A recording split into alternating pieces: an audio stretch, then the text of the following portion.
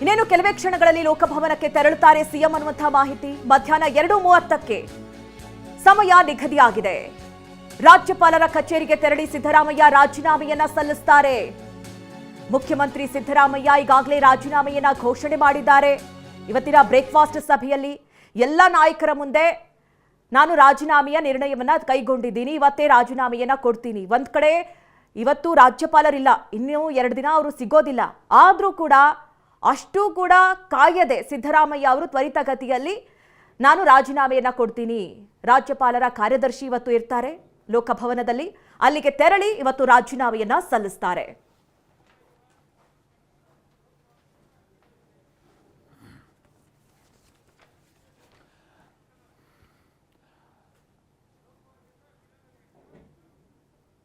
ನಾನು ಆಗ್ತಾನೆ ಹೇಳಿದಾಗೆ ಮುಂದಿನ 1-1.5 ಗಂಟೆಗಳ ಕಾಲ ಸಿದ್ದರಾಮಯ್ಯನವರು ರಾಜೀನಾಮೆ ಕೊಡೋದು, ಅದಾದ ನಂತರದಲ್ಲಿ ರಾಜ್ಯದ ಜನರನ್ನು ಉದ್ದೇಶಿಸಿ ಅವರೊಂದು ಪತ್ರಿಕಾಗೋಷ್ಠಿ ನಡೆಸ್ತಾರೆ. ಬಹಳ ಕುತೂಹಲ ಹುಟ್ಟಿಸಿರುವಂತ ಮೂಗಳಿದೆಲ್ಲವೂ ಕೂಡ ನಡೆಗಳು. ಸೊ ಅದನ್ನು ನಾವು ಗಮನಿಸ್ತಾ ಹೋಗ್ಬೋದಾಗಿರುತ್ತೆ. ನಾವು ಪ್ರತಿನಿಧಿ ಪ್ರಸನ್ನ ನಮ್ಮ ಜೊತೆಗೆ ಜಾಯಿನ್ ಆಗ್ತಾ ಇದ್ದಾರೆ, ಸಿದ್ದರಾಮಯ್ಯನವರ ನಿವಾಸದ ಬಳಿಯಿಂದ ಜಾಯಿನ್ ಆಗ್ತಾ ಇದ್ದಾರೆ. ನಾವು ಪ್ರತಿನಿಧಿ ಕಿರಣ್ ಹನಿಯಡ್ಕ ನಮ್ಮ ಜೊತೆಗೆ ಜಾಯಿನ್ ಆಗ್ತಾ ಇದ್ದಾರೆ, ಲೋಕಭವನದ ಬಳಿಯಿಂದ ಜಾಯಿನ್ ಆಗ್ತಾ ಇದ್ದಾರೆ. ಇನ್ನೇನಿದ್ರು ಕೂಡ ಈ 2 ಕಡೆನೇ ನಡೆಯುವಂತ ಹೆಚ್ಚಿನ ಡೆವಲಪ್ಮೆಂಟ್ಸ್.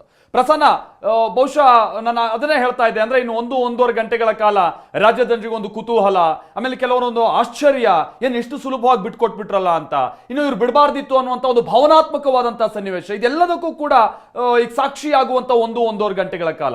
ಹೇಗೆ ಸಿದ್ದರಾಮಯ್ಯನವರು ಪ್ರಿಪೇರ್ ಆಗ್ತಾ ಇದ್ದಾರೆ ಇಂಥದ್ದೊಂದು ಸನ್ನಿವೇಶಕ್ಕೆ?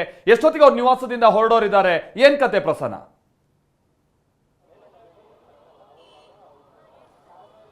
ಮಾಲ್ತೇಶ್, ಒಂದು ಹಂತದ ಬೆಳವಣಿಗೆಗಳೆಲ್ಲವೂ ಕೂಡ ಸ್ವಲ್ಪ ಮಟ್ಟಿಗೆ ತಹಂಬದಿಗೆ ಬಂದಂತೆ ಕಾಣಿಸ್ತಾ ಇದೆ. ಮುಖ್ಯಮಂತ್ರಿ ಸಿದ್ದರಾಮಯ್ಯನವರು ಸಚಿವ ಎಲ್ಲ ಉಪಹಾರ ಕೂಟದಲ್ಲಿ ಏನು ಸಂದೇಶವನ್ನ ಕೊಡ್ತಾರೆ ಅನ್ನುವಂಥ ಬಹಳ ಕುತೂಹಲ ಇತ್ತು. ಆ ಕುತೂಹಲ ಇದೀಗ ಅಂತಿಮವಾಗಿದೆ. ಅಂದ್ರೆ ಮುಖ್ಯಮಂತ್ರಿಯಾಗಿ ಮುಂದೆ ಹೈಕಮಾಂಡ್ ಡಿ.ಕೆ. ಶಿವಕುಮಾರ್ ಅವ್ರನ್ನ ಆಯ್ಕೆ ಮಾಡಬೇಕು ಅಂತ ಹೇಳಿ ತೀರ್ಮಾನ ಮಾಡಿದೆ ಅನ್ನುವಂಥದ್ದನ್ನ ಸ್ವತಃ ಸಿದ್ದರಾಮಯ್ಯನವರು ಡಿ.ಕೆ. ಶಿವಕುಮಾರ್ ಅವರ ಉಪಸ್ಥಿತಿಯಲ್ಲಿ ಉಳಿದ ಎಲ್ಲ ಸಚಿವರಿಗೆ ವಿವರಿಸುವಂತ ಕೆಲಸವನ್ನ ಮಾಡಿದ್ದಾರೆ. ಆ ಭಾವುಕ ಕ್ಷಣಗಳನ್ನು ಕೂಡ ಎಲ್ಲ ಸಚಿವರು ನೆನೆಸ್ಕೊಂಡು ಉತ್ತರ ಕೊಡೋದಕ್ಕೆ ಹಲವು ಮಂದಿ ಸಚಿವರಿಗೆ ಸಾಧ್ಯವಾಗ್ತಾ ಇಲ್ಲ. ಒಂದಿಷ್ಟು ಮಂದಿ ಸಚಿವರು ಕಣ್ಣೀರಾಗ್ತಾ ಇದ್ದಾರೆ.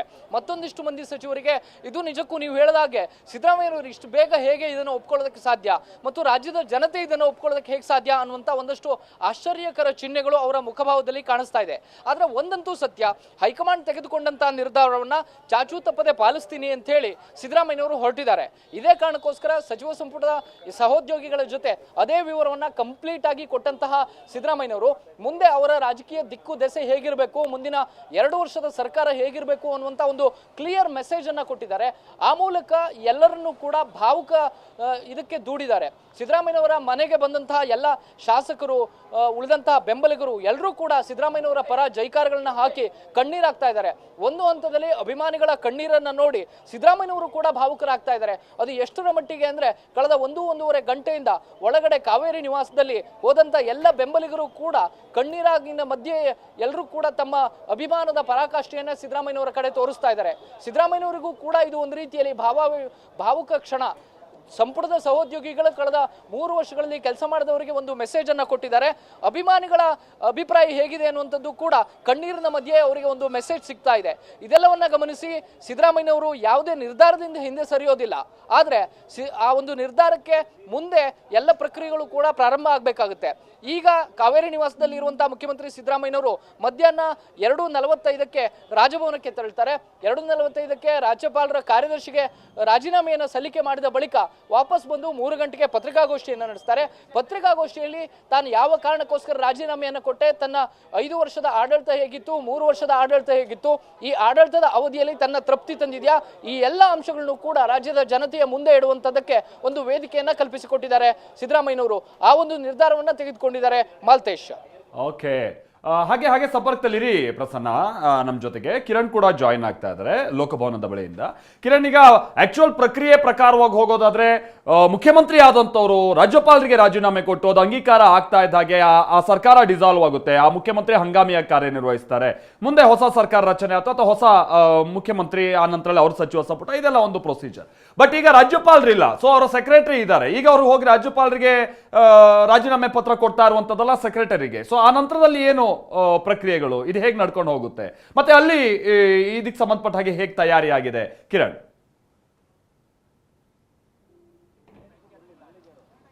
ಮಾಲ್ತೇಶ್, ಈಗ ಮುಖ್ಯಮಂತ್ರಿಗಳು ರಾಜೀನಾಮೆಯನ್ನು ಕೊಡುವಂಥದ್ದು ಅವರು ಹೈಕಮಾಂಡ್ ಅವರಿಗೆ ಕೊಟ್ಟಿರುವಂತಹ ಸೂಚನೆಯನ್ನು ಈಗ ಮುಖ್ಯಮಂತ್ರಿ ಸಿದ್ದರಾಮಯ್ಯ ಪಾಲನೆಯನ್ನು ಮಾಡ್ತಿದ್ದಾರೆ. ಹಾಗೆ ಆ ಕಾರಣಕ್ಕಾಗಿ ಅವರು ರಾಜ್ಯಪಾಲರು ರಾಜಭವನದಲ್ಲಿ ಲೋಕಭವನದಲ್ಲಿ ಇಲ್ಲದಿದ್ದರೂ ಕೂಡ ಅವರು ರಾಜ್ಯಪಾಲರ ವಿಶೇಷ ಕಾರ್ಯದರ್ಶಿಗೆ ತಮ್ಮ ರಾಜೀನಾಮೆಯನ್ನು ಹಸ್ತಾಂತರ ಮಾಡುವಂಥ ನಿಟ್ಟಿನಲ್ಲಿ 2:30ಕ್ಕೆ ಲೋಕಭವನಕ್ಕೆ ಭೇಟಿಯನ್ನು ಕೊಡ್ತಾ ಇದ್ದಾರೆ. ಇಲ್ಲಿ ಇವತ್ತು ಒಂದು ವೇಳೆ ಏನಾದರೂ ಕೇಂದ್ರ ಸ್ಥಾನದಲ್ಲಿ ಅಂದರೆ ಬೆಂಗಳೂರಿನಲ್ಲಿ ರಾಜ್ಯಪಾಲರು ಇದ್ದಿದ್ರೆ ಮುಖ್ಯಮಂತ್ರಿಗಳು ಇವತ್ತು ರಾಜೀನಾಮೆ ಕೊಡುವಂಥ ಹಿನ್ನೆಲೆಯಲ್ಲಿ ಭೇಟಿ ಮಾಡುವಂಥ ಸಂದರ್ಭದಲ್ಲಿ ಅವರ ಜೊತೆ ಮಾತುಕತೆಯನ್ನು ನಡೆಸಿ ನಂತರ ರಾಜ್ಯಪಾಲರು ರಾಜೀನಾಮೆಯನ್ನು ಅಂಗೀಕಾರವನ್ನು ಮಾಡ್ತಾ ಇದ್ರು. ಅಲ್ಲಿಗೆ ಸಿದ್ದರಾಮಯ್ಯ ನೇತೃತ್ವದ ಸರ್ಕಾರ ಅದು ಡಿಸಾಲ್ವ್ ಆಗ್ತಾ ಇತ್ತು. ನಂತರ ಡಿ.ಕೆ. ಶಿವಕುಮಾರ್ ನೇತೃತ್ವದಲ್ಲಿ ಹೊಸ ಸರ್ಕಾರ ಅಸ್ತಿತ್ವಕ್ಕೆ ಬರ್ತಾ ಇತ್ತು. ಆದರೆ ಈಗ ರಾಜ್ಯಪಾಲರು ಕೇಂದ್ರ ಸ್ಥಾನದಲ್ಲಿ ಇಲ್ಲದೇ ಇರುವಂತಹ ಕಾರಣಕ್ಕಾಗಿ ರಾಜ್ಯಪಾಲರ ವಿಶೇಷ ಕಾರ್ಯದರ್ಶಿ ಮುಖ್ಯಮಂತ್ರಿಗಳ ರಾಜೀನಾಮೆಯನ್ನು ಸ್ವೀಕಾರ ಮಾಡ್ತಾರೆ. 2:30ಕ್ಕೆ ಸಮಯ ನಿಗದಿಯಾಗಿರುವಂತಹ ಕಾರಣಕ್ಕಾಗಿ ಈಗಾಗಲೇ ರಾಜ್ಯಪಾಲರ ವಿಶೇಷ ಕಾರ್ಯದರ್ಶಿ ಆಗಿರುವಂತಹ ಪ್ರಭುಶಂಕರ್ ಈಗಾಗಲೇ ಲೋಕಭವನಕ್ಕೆ ಆಗಮಿಸಿದ್ದಾರೆ. ಇವತ್ತು ಸಾರ್ವತ್ರಿಕ ರಜಾ ದಿನವಾಗಿರುವಂತಹ ಕಾರಣಕ್ಕಾಗಿ ಹೆಚ್ಚಿನ ಯಾವುದೇ ಸಿಬ್ಬಂದಿ ಅಧಿಕಾರಿಗಳು ಲೋಕಭವನದಲ್ಲಿ ಇಲ್ಲ.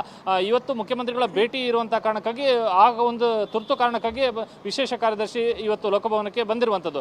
ಈಗ ರಾಜ್ಯಪಾಲರಿಗೆ ಅಂದರೆ ರಾಜ್ಯಪಾಲರ ವಿಶೇಷ ಕಾರ್ಯದರ್ಶಿಗೆ ರಾಜೀನಾಮೆಯನ್ನು ಮುಖ್ಯಮಂತ್ರಿಗಳು ಸಲ್ಲಿಕೆ ಮಾಡಿದ ಬಳಿಕ ಅಲ್ಲಿವರೆಗೂ ಕೂಡ ಅಂದರೆ ಬಹುತೇಕ ಇವತ್ತು ರಾಜ್ಯಪಾಲರು ಬೆಂಗಳೂರಿಗೆ ಬರುವಂತಹ ಸಾಧ್ಯತೆಗಳು ಬಹಳ ಕಡಿಮೆ ಇದೆ. ಅವರ ಕೌಟುಂಬಿಕ ಒಂದು ಕಾರ್ಯಕ್ರಮದ ನಿಮಿತ್ತವಾಗಿ ಅವರು ಇಂದೋರ್ಗೆ ತೆರಳಿರುವಂತಹ ಕಾರಣಕ್ಕೆ ಬಹುತೇಕ ನಾಳೆ ರಾತ್ರಿ ವೇಳೆಗೆ ರಾಜ್ಯಪಾಲರು ಬರಬಹುದು ಅನ್ನುವಂಥ ಒಂದು ಮಾಹಿತಿ ಈಗ ಬರ್ತಾ ಇದೆ. ಹಾಗಾಗಿ ಒಂದು ವೇಳೆ ಒಂದು ದಿನ ಅಥವಾ 2 ದಿನ ಏನಾದರೂ ರಾಜ್ಯಪಾಲರು ಬೆಂಗಳೂರಿಗೆ ವಾಪಸ್ಸಾಗುವ ವಿಳಂಬ ಆದರೆ ಅಲ್ಲಿವರೆಗೂ ಕೂಡ ಮುಖ್ಯಮಂತ್ರಿಗಳು ಸಲ್ಲಿಕೆ ಮಾಡುವಂತಹ ರಾಜೀನಾಮೆ ಪತ್ರ ಏನಿದೆ ಅದು ಅದೇ ರೀತಿ ಯಥಾಸ್ಥಿತಿಯಲ್ಲೇ ಇರುತ್ತೆ. ರಾಜ್ಯಪಾಲರು ಬಂದ ಬಳಿಕ ಬೆಂಗಳೂರಿಗೆ ವಾಪಸ್ಸಾದ ಬಳಿಕ ಮತ್ತೆ ಮುಖ್ಯಮಂತ್ರಿಗಳು ಲೋಕಭವನಕ್ಕೆ ಭೇಟಿಯನ್ನು ಕೊಡಬೇಕಾಗತ್ತೆ.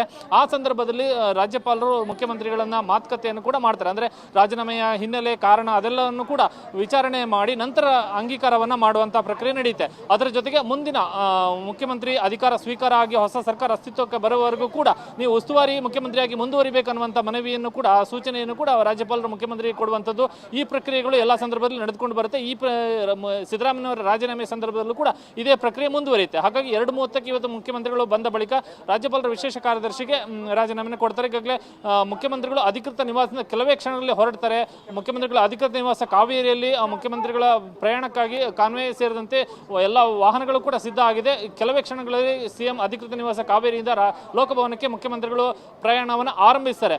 ಈಗ ಸದ್ಯಕ್ಕೆ ಇಲ್ಲಿ ಲೋಕಭವನದ ಎದುರಿಗೆ ಎಲ್ಲ ರೀತಿಯಂತಹ ಭದ್ರತಾ ವ್ಯವಸ್ಥೆಯನ್ನು ಕೂಡ ಮಾಡಿಕೊಳ್ಳಲಾಗಿದೆ. ಮಾಲ್ತೇಶ್, ಮುಖ್ಯಮಂತ್ರಿಗಳ ಆಗಮನದ ಹಿನ್ನೆಲೆಯಲ್ಲಿ ಅಗತ್ಯವಿರುವಂತಹ ಭದ್ರತಾ ವ್ಯವಸ್ಥೆ ಎಲ್ಲವನ್ನೂ ಕೂಡ ಇಲ್ಲಿ ಏರ್ಪಡಿಸಲಾಗಿದೆ. ಎಂದಿನ ದಿನಗಳಿಂದ ಬೇರೆ ದಿನಗಳಲ್ಲಿ ಒಂದಷ್ಟು ಇಷ್ಟು ಪ್ರಮಾಣದ ಭದ್ರತೆ ಇರುವುದಿಲ್ಲ, ಕೇವಲ ಒಂದಷ್ಟು ಪೊಲೀಸ್ ಸಿಬ್ಬಂದಿ ಮಾತ್ರ ಇಲ್ಲಿ ನಿಯೋಜನೆಗೊಂಡಿರ್ತಾರೆ. ಆದರೆ ಇವತ್ತು ಮುಖ್ಯಮಂತ್ರಿಗಳ ರಾಜೀನಾಮೆ ಮತ್ತು ಒಂದಷ್ಟು ಹೆಚ್ಚಿನ ಸಂಖ್ಯೆಯಲ್ಲಿ ಅವರ ಬೆಂಬಲಿಗರು ಕೂಡ ಇಲ್ಲಿ ಲೋಕಭವನದತ್ತ ಬರಬಹುದು ಅನ್ನುವಂಥ ಕಾರಣಕ್ಕಾಗಿ ಬರುವಂಥ ಬೆಂಬಲಿಗರು ಎಲ್ಲರನ್ನೂ ಕೂಡ ನಿಭಾಯಿಸೋದಕ್ಕೆ ಹೆಚ್ಚಿನ ಸಂಖ್ಯೆಯಲ್ಲಿ ಬ್ಯಾರಿಕೇಡ್ಗಳನ್ನು ಕೂಡ ಅಳವಡಿಸಲಾಗಿದೆ. ಅದೇ ರೀತಿ ಸಿಬ್ಬಂದಿಯನ್ನು ಕೂಡ ಅಳವಡಿಸಲಾಗಿದೆ. ಕೆಲವೇ ಹೊತ್ತಿನಲ್ಲಿ ಈಗ ಬಹುತೇಕ ಇನ್ನೊಂದು 15 ನಿಮಿಷಗಳ ಅಂತರದಲ್ಲಿ ಮುಖ್ಯಮಂತ್ರಿಗಳು ಲೋಕಭವನ ತಲುಪ್ತಾರೆ. ರಾಜ್ಯಪಾಲರ ವಿಶೇಷ ಕಾರ್ಯದರ್ಶಿಗೆ ತಮ್ಮ ಒಂದು ರಾಜೀನಾಮೆ ಪತ್ರವನ್ನು ಹಸ್ತಾಂತರ ಮಾಡ್ತಾರೆ. ನಂತರ ರಾಜ್ಯಪಾಲರು ಬೆಂಗಳೂರಿಗೆ ಬಂದ ಬಳಿಕ ಆ ರಾಜೀನಾಮೆ ಪತ್ರ ಅಂಗೀಕಾರವಾಗುವಂಥ ಪ್ರಕ್ರಿಯೆಗಳು ಮುಂದುವರಿಯುತ್ತೆ.